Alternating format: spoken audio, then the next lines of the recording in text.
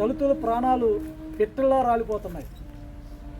ఇటీవల చూసుకుంటే దాదాపు దళితులపైన 17 మంది మాదిగ బిడ్డల్ని, 2 మా మాల సోదర బిడ్డల్ని అత్యంత దారుణంగా దాడులు చేసి బలవంత మరణాలకి ప్రోత్సహించే విధంగా చేసినటువంటి కొన్ని హత్యలైతే 19 మంది దళిత బిడ్డలను కోల్పోయినటువంటి సంఘటనలు ఈ 2 ఏళ్ల కూటమి పాలనలో అత్యధికంగా దళితుల ప్రాణాలు కోల్పోవటం జరిగింది. నిన్న కాక మొన్న కిష్యలంక సిఐ నాగరాజు గారు గాదే సాయి కృష్ణ గారి ఒక కాపు యువకుడి మీద క్రూరంగా చేసినటువంటి దాడుల్లో సాయి కృష్ణ ఏమయ్యాడు అనేటువంటి పరిస్థితుల్లో కూడా రాష్ట్రం అంతా కూడా ఎదురు చూస్తూ ఉంది. ఈరోజు అదే సాయి కృష్ణ యువకుడి మీద చేసినటువంటి అఘాయిత్యానికి ఈరోజు యావత్ పోలీస్ డిపార్ట్మెంట్ కూడా సిఐ నాగరాజు మీద క్రిమినల్ కేసులు పెట్టడం జరిగింది. ఈ కేసు మరొక ముందే మే 21వ తేదీన ఈ రాష్ట్రానికి ఒక కుల సంఘానికి అధ్యక్షుడిగా 32 ఏళ్ల పాటు పోరాటం చేసినటువంటి ఒక నాయకుడి యొక్క కొడుకు పేరిపోగు క్రాంతి కుమార్, ఇదే సిఐ కిష్యలంక సిఐ నాగరాజు దాదాపు 3 నెలల పాటు క్రాంతి కుమార్ని వేధిస్తూ, హింసిస్తూ, భయాన్ని గురి చేస్తూ చివరికి తన ప్రాణాన్ని కూడా పోగొట్టుకునే స్థితికి తీసుకొచ్చినటువంటి సిఐ నాగరాజు మీద తక్షణమే ఎస్సీ ఎస్టీ అట్రాసిటీ యాక్ట్తో పాటు హత్యా సెక్షన్లు పెట్టి అతన్ని జైలుకి పంపించి ఉరికంబాన్ని ఎక్కించాల్సిన బాధ్యత ఈ రాష్ట్ర ప్రభుత్వం మీద ఉందని కూడా స్పష్టంగా తెలియజేస్తున్నా.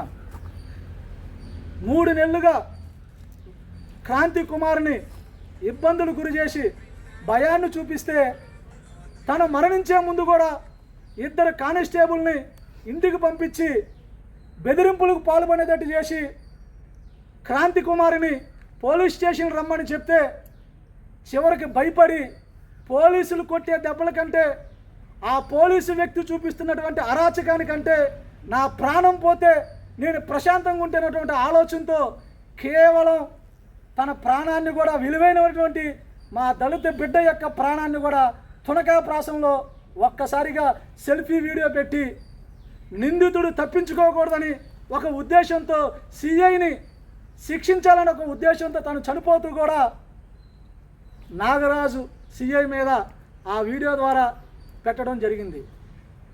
ఒక రాష్ట్రానికి నాయకుడిగా తెలుగుదేశం పార్టీ కూటమి పాలనకు అధికారంలో రావడానికి ఈ రాష్ట్రంలో మాదిగులు పెద్ద ఎత్తున ఎంఆర్పిఎస్తో పాటు పనిచేసి మీ జెండా మోసి మిమ్మల్ని గెలుపుకి మాదిగులు ప్రత్యక్షంగా నిలబడ్డారు.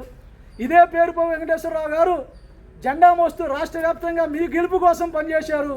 ఈ గెలుపులో పనిచేసినటువంటి పేరుపోగు వెంకటేశ్వరరావు గారి యొక్క కొడుకును కోల్పోయి మే 21 నుంచి ఈ రోజుకి ఎన్ని రోజులు అయిందో కూడా ప్రజలు గమనిస్తూనే ఉన్నారు. అంటే 21వ తారీఖు రాత్రి చనిపోతే నేచురల్ డెత్ కింద పోస్ట్ మార్టం జరిగింది. అక్కడ హత్యా కేసు కింద జరగల. ఈరోజు 2 రోజుల క్రితం తన యొక్క కొడుకు వీడియో తన స్నేహితుడికి అందిస్తే ఆ స్నేహితుల ద్వారా ఈరోజు హల్చల్ అవుతున్నటువంటి క్రాంతి కుమార్ సూసైడ్ వీడియో అనేది చాలా బాధాకరమైనటువంటి వీడియో.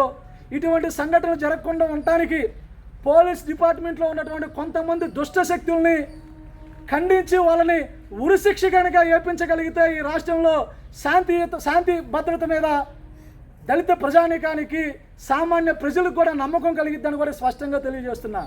వెంకటేశ్వరరావు గారు ఇన్ని రోజులు కూడా తన కొడుకు చనిపోయిన ఈ సంఘటనని బయట పెట్టడానికి కూడా ఏం జరిగిందో అనేటువంటి ఆలోచనలో దిక్కుమాలినటువంటి ఆలోచనతో దిక్కు తోచగా ఉన్నటువంటి వ్యక్తి వీడియో చూసి చలించిపోయి ఈరోజు 12 గంటలకి ప్రెస్ మీట్ పెట్టి ప్రెస్ మీట్లో కొన్ని కారణాలు చెప్పారు, కొన్ని డిమాండ్లు చెప్పాడు. తన కొడుకు చావుకు కారణం సిఐ నాగరాజు అయితే నాగరాజు వల్ల ఇబ్బంది పడినటువంటి నా కొడుకు ప్రాణానికి రక్షణ కల్పించాలి, మా కుటుంబానికి రక్షణ కల్పించాలి, సిఐని వెంటనే అరెస్ట్ చేయాలని డిమాండ్ చేస్తూ ఆయన చేసినటువంటి మాటలకి యావత్ రాష్ట్రంలో ఉన్నటువంటి మాదిగ సంఘాలు మొత్తం కూడా ఈరోజు పేరుపోగు వెంకటేశ్వరరావు గారి కొడుకు కోసం యుద్ధం చేసైనా సరే ప్రభుత్వానికి మీరు ఇచ్చినటువంటి డిమాండ్లు, మేము పెడుతున్నటువంటి డిమాండ్లు నెరవేర్చే వరకు మరొక పోరాటం చేయక తప్పదని కూడా ప్రభుత్వానికి హెచ్చరిక చేస్తున్నాం. దాడుల్లో కనీసం ఈ రాష్ట్ర ముఖ్యమంత్రి సైతం మాట్లాడకపోవడం, రాష్ట్రానికి పెద్ద దిక్కుగా మాదిగ సమాజానికి పెద్దక్కగా ఉన్నటువంటి మా హోంమంత్రి గారు కూడా ఇంతమంది మాదిగలు చనిపోతున్నా కనీసం ప్రెస్ మీట్ పెట్టి కుటుంబాన్ని పరామర్శించకపోవడం కూడా చాలా విడ్డూరం అని కూడా తెలియజేస్తున్నా.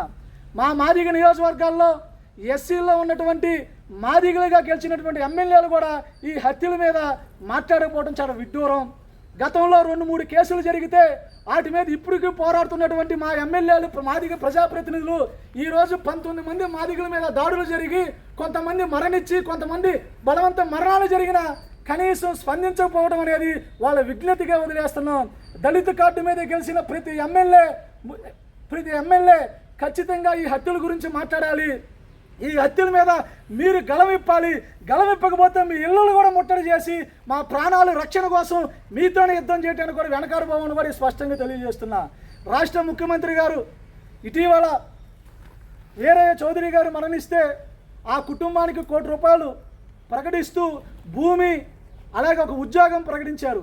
మరి 17 నుంచి 19 మంది మాదిగ బిడ్డలు, 2 మాల బిడ్డలు చనిపోతే ఈ కుటుంబాలకి ప్రభుత్వం ఏ ఎక్స్గ్రేషియా కూడా ప్రకటించకుండా కనీసం ఈ హత్యలను అరికట్టడం కోసం రాష్ట్ర వ్యాప్తంగా ఉన్నటువంటి దళిత సమాజం మొత్తం ఫాస్ట్ ట్రాక్ కోర్టు కావాలని అడుగుతున్న ఈ ఫాస్ట్ ట్రాక్ కోర్టు గురించి కూడా నోరు మెదపకుండా ఉన్నటువంటి రాష్ట్ర ప్రభుత్వం తక్షణమే ఫాస్ట్ ట్రాక్ కోర్టులు వేస్తూ మా ప్రాణాలకు రక్షణ కల్పించాల్సిన బాధ్యత ఈ రాష్ట్ర ముఖ్యమంత్రి మీద ఉంది, ఈ రాష్ట్ర డిప్యూటీ సీఎం మీద ఉంది, హోంమంత్రి మీద ఉందని కూడా స్పష్టంగా తెలియజేస్తున్నాను. ఇక మీదట ఈ కేసులు మొత్తాన్ని మీరు కనుక రాష్ట్ర ప్రభుత్వం స్పందించి ఈ కుటుంబాలందరికీ కూడా ₹1 కోటి సామాజిక న్యాయంబద్ధంగా ₹1 కోటి ప్రకటించి ప్రతి కుటుంబాన్ని కూడా మీరు వచ్చి ఆదుకునే పరిస్థితులకి ఈ రాష్ట్ర ప్రభుత్వం వచ్చే వరకు రోడ్డెక్కి పోరాటం చేస్తామని కూడా తెలియజేస్తున్నా. నిన్న కాక మొన్న మాదిగ సమాజ వర్గంలో పనిచేసి మాదిగల కోసం నిరంతరం పోరాటం చేసినటువంటి పిల్లి మాణిక్యరావు గారు గుంటూరులో తెలుగుదేశం పార్టీ సమావేశాన్ని నిర్వహించుకుంటే స్వయంగా వాళ్ళ ఇంటికి వెళ్ళి ఆ ఇంటిలో సమావేశం నిర్వహించినటువంటి లోకేష్ గారికి మరి ఈ రాష్ట్రంలో మాదిగలు బిడ్డలను చంపుతుంటే ఆ ఇళ్లకు వచ్చి ఆ కుటుంబాన్ని పరామర్శించడానికి రాష్ట్ర ప్రభుత్వానికి కనపడలేదా? లోకేష్ బాబు గారికి కనపడలేదా? ఖచ్చితంగా రాష్ట్ర ముఖ్యమంత్రి లోకేష్ బాబు, డిప్యూటీ సీఎం ముగ్గురు కూడా పేరుపో వెంకటేశ్వరరావు గారు మీకోసం పనిచేశారు. మేమంతా మా జాతి మొత్తం సగం మంది మిమ్మల్ని గెలిపించడం కోసం పనిచేశారు. మీరు ఖచ్చితంగా పేరుపో వెంకటేశ్వరరావు గారు కుమార్ని పరామర్శించి ఆ కేసులో న్యాయం చేయాలని కూడా డిమాండ్ చేస్తూ లేని పక్షంలో రాష్ట్ర వ్యాప్తంగా ప్రభుత్వం మీద తిరుగుబాటు చేయటంలో కూడా వెనకాడబోమని తెలియజేసుకుంటాం.